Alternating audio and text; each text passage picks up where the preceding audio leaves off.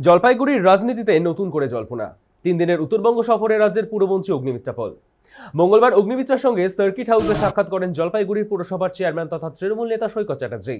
সাক্ষাতের পর তিনি মুখ্যমন্ত্রী শুভেন্দু অধিকারী এবং মন্ত্রী অগ্নিমিত্রা পলের কাজের ভূয়সী প্রশংসা করেছেন বলে সূত্রের খবর।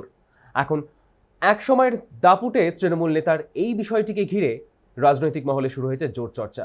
তাহলে কি বদলাচ্ছে রাজনৈতিক সমীকরণ, নাকি এটি শুধু সৌজন্য সাক্ষাৎ? তবে প্রশ্ন কিন্তু থেকেই যাচ্ছে।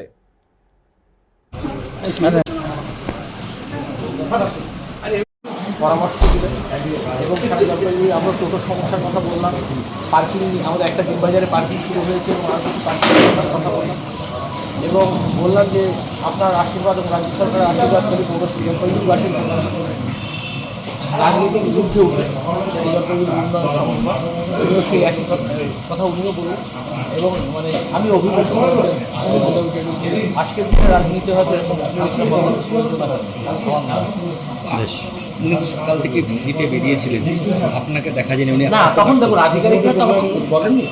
আধিকারিকরা যদি বলতেন আমি সকাল থেকে উনি তো ওখানে প্রথম বলেছেন চেয়ারম্যান জানা মাত্রই আমি কারণ বলছি যে এখানে এসে বলছি তার ঘটনাটা হচ্ছে আমার সাথে কথা বলে এবং আমি দেখলাম যে she has in-depth analysis about the municipal body functioning, which is very important. তার কারণ হচ্ছে একজন মন্ত্রী যদি এত নলেজ থাকে, এত নলেজেবল মানুষ যদি হয়, এটা অত্যন্ত মানে একটা সরকারের পক্ষে খুব ভালো।